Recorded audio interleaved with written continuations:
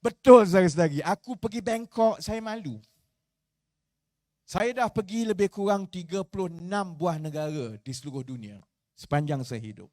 Daripada kerja saya dululah. Saya pergi Bangkok 2 minggu lalu. Itu antara masa yang saya sebenarnya rasa sedih sangat dengan keadaan yang berlaku. Sebab saya selalu rasa Thailand dengan Bangkok ni di belakang kita.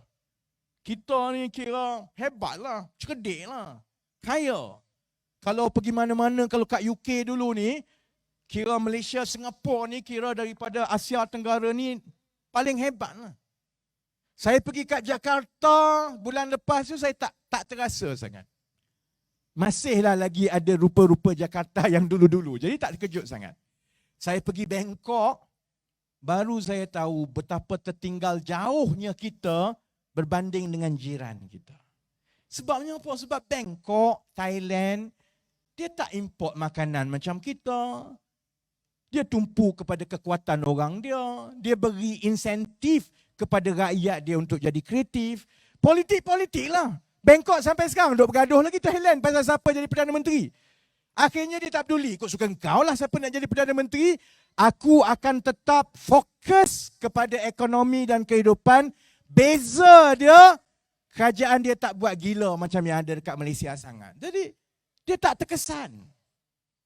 Sebab itu, kalau orang tanya saya macam mana kita nak ubah keadaan. Kalau Pakatan Harapan menang, macam mana kita akan berjaya pulihkan keadaan. Pertama, saudara-saudari, semua yang kita perlu buat, semua orang tahu. Pertama, kita kena tingkatkan nilai ekonomi kita. The economic content of our economy must go much higher than what we have now. Dulu kita pasang-pasang benda kilang. Sekarang tak boleh dah. Kita sendiri kena buat teknologi itu. Pasang dekat Vietnam. Dulu kita boleh jadi orang outsource. Sekarang tak boleh. Kalau dulu Mak Saleh datang ke sini untuk jadi pakar ajar kita, sekarang kita jadi pakar, pergi Indonesia, ajar orang Indonesia. Bila nilai teknikal, teknologi dan nilai tambahan dalam ekonomi kita itu meningkat, baru ekonomi kita berkembang, baru kerja-kerja yang kita boleh tawarkan kepada graduan-graduan kita adalah kerja-kerja yang bergaji tinggi. Kerana nilai ekonomi itu maknanya kita boleh jual lebih tinggi, kita boleh dapatkan servis lebih tinggi dan sebagainya. Baik. Semua orang tahu. Ini orang bercakap daripada 20 tahun yang lepas lagi. Economic content. Kenapa lepas kita tukar 4 Perdana Menteri sampai sekarang tak jadi-jadi? Segala jenis perancangan dah bentang. Rancangan Malaysia lah, New Economic Model lah, yang perunding-perunding dah bentang semua, tapi satu pun tak jadi. Sebab sama juga macam kalau kita nak turn around syarikat, kita menguruskan syarikat, kalau CEO itu bodoh, habis bodoh semua. Yang kita ada sekarang ialah pimpinan-pimpinan yang hidup dia hanyalah nak jawatan untuk keistimewaan. Dia fikir asal dia jadi menteri untuk satu penggal, dia akan cuba cari satu projek, dapat 2 bilion, 3 bilion, dia tak peduli apa jadi kepada negara. Asalkan anak dia, cucu dia, keluarga dia dapat sampai mati, sampai 7-8 generasi duit tak habis. Itu masalah kita. Jadi marilah rancangan baik macam mana pun, profesor beritahu macam mana pun, bila yang datang itu tidak ada niat, tidak ada kepakaran dan memang bodoh sombong, akhirnya negara akan jatuh satu. Sebab itu, saya nak tutup begini. 2 minit lagi saya nak tutup ni.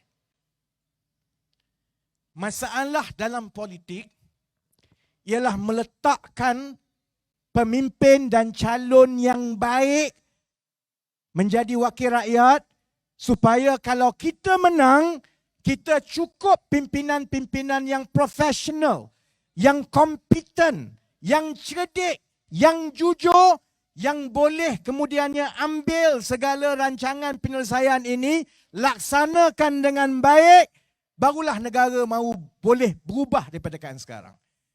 Salah satu tanggungjawab utama saya ialah membantu Datuk Seri Anwar memilih calon-calon PKR supaya tak ada dah Zuraidah ke, dulu Rashid Hasnun. Ada orang kenal Rashid Hasnun? Nasib baik orang Pulau Pinang cerdik, campak dia pergi ke Johor. Kau tidak malu orang Bayan Baru tau. Salah satu tanggungjawab saya ialah membantu Datuk Seri Anwar memilih calon-calon ini.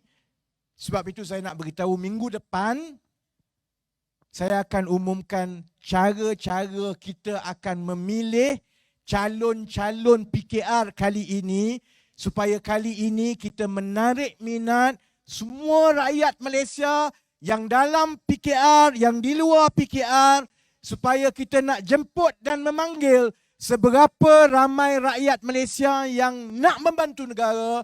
Kalau kamu rasa kamu boleh bantu, if you have the competency, if you have the heart for it, if you have the sincerity for national service, minggu depan saya akan umumkan macam mana saudara-saudari boleh tampil ke hadapan, sebab kita bukan sahaja perlukan seluruh rakyat Malaysia untuk undi buang UMNO nasional, pilih Pakatan Harapan, kita juga perlukan rakyat Malaysia yang cerdik, yang kompeten, yang pandai, yang jujur untuk tampil ke depan supaya calon-calon kita adalah antara yang paling baik kali ini.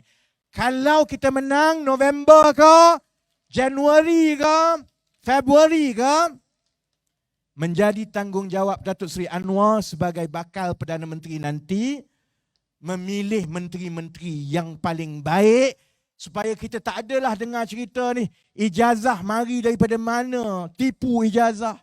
Jadi menteri nak buat kereta terbang, tak ada dah lepas ni. Dengar ayat-ayat bodoh daripada menteri-menteri. Kita nak pastikan this time around, ladies and gentlemen, insyaAllah we will get it right, supaya bila kita menang, we will hit the ground running, dan insyaAllah we can turn around the country. Jadi saya akhir sekali, saya minta satu saja. Uncle, auntie, kawan-kawan yang ada, balik cakap kepada semua, kita kena ramai-ramai keluar mengundi. Boleh? Orang Cina jangan bimbang. Kalau sebelum ini rasa Melayu ni sokong pakatan ke tidak, I can tell you tonight, the wave is coming. You can tell your family it's going to happen again. Don't be disheartened. Jangan takut, jangan bimbang. You do your part. Saya dalam PKR dan kawan-kawan yang lain, we will do our part to bring up the Malay votes to complement your support, so that together we will change this country again. Boleh?